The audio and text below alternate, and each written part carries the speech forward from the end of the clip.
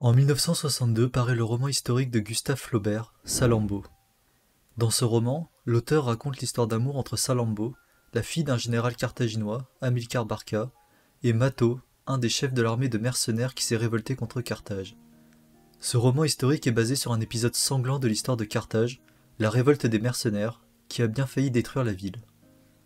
Flaubert s'inspire des écrits des écrivains antiques, comme Polybe, la principale source, ou encore Tite-Live ou Appien, tout en enjolivant le thème abordé. Nous verrons dans cette vidéo comment la guerre de mercenaires a impacté Carthage et a augmenté le sentiment de revanche envers Rome.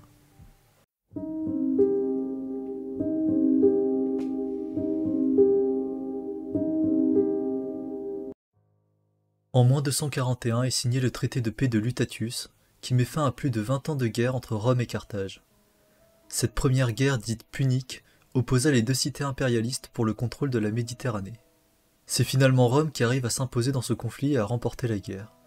Carthage doit alors payer un lourd tribut et doit céder la Sicile, qui était le motif de guerre entre ces deux puissances.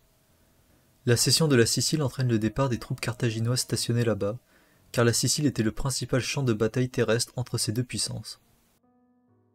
On estime que c'est près de 20 000 hommes qui ont dû être transportés jusqu'à Carthage, et c'est Gescon, un général carthaginois qui s'occupa de les rapatrier. Conscient des finances désastreuses de la cité, il décida de ramener les soldats par petits groupes dans la capitale pour éviter un embrasement général, car la cité n'ayant pas les moyens de payer les arriérés des soldes des mercenaires, elle voulut négocier une réduction de ses arriérés.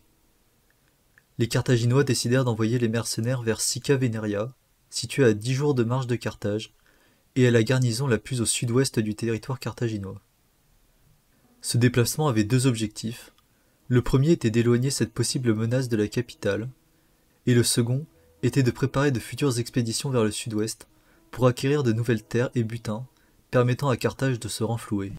Ces troupes de mercenaires étaient sous les ordres du stratège d'Afrique, Hannon le Rabe, qui s'était illustré dans plusieurs batailles en Afrique, et qui était détesté des Libyens pour avoir commis des exactions lors de ces campagnes. À Carthage, une lutte politique oppose Hamilcar Barca au Sénat. Il veut se venger de Rome, en préparant Carthage à de nouvelles conquêtes, en Ibérie et en Afrique. Le Sénat décide d'envoyer Hannon pour négocier avec les mercenaires, mais ce choix sera une erreur. C'était un général inconnu pour cette armée, et méprisé par les mercenaires libyens avec sa réputation. Les troupes rassemblées à Sicca ne se calmèrent pas, et le retard de paiement et la démobilisation de certains mercenaires pour faire des économies augmenta la méfiance de ces hommes envers les Carthaginois. Car ces troupes étaient composées d'une multitude de peuples, comme des Ibères, des Gaulois, des Italiques, des Grecs ou encore des Libyens, ce qui augmenta les dissensions entre eux et alimenta le tumulte général. Les mercenaires ayant assez d'attendre leur solde, décidèrent de se rendre jusqu'à Carthage et de camper aux abords de la ville pour mettre la pression aux dirigeants carthaginois.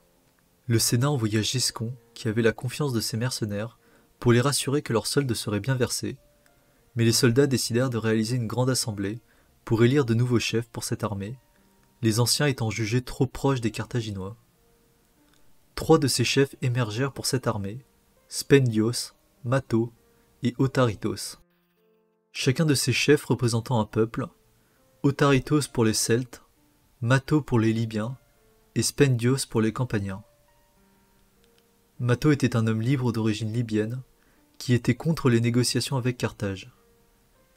Il obtient le soutien des Libyens, majoritaires dans l'armée, et rompt les négociations avec Gescon, qu'il fait emprisonner.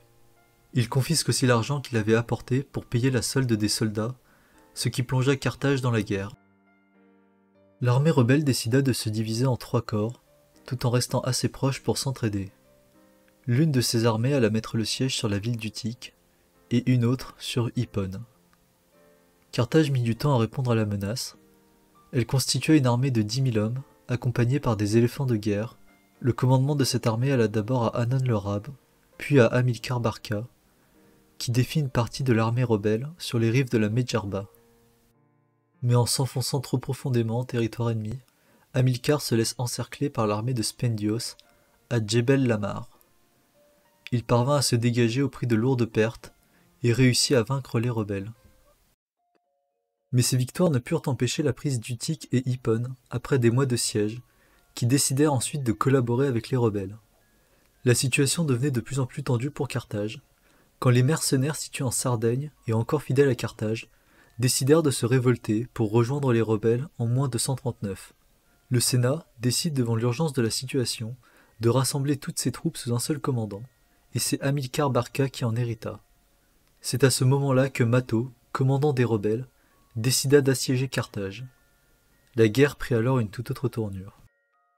Polybe, dans ses écrits, qualifie cette guerre d'inexpiable, à cause des nombreux crimes qui seront réalisés par haine dans les deux camps.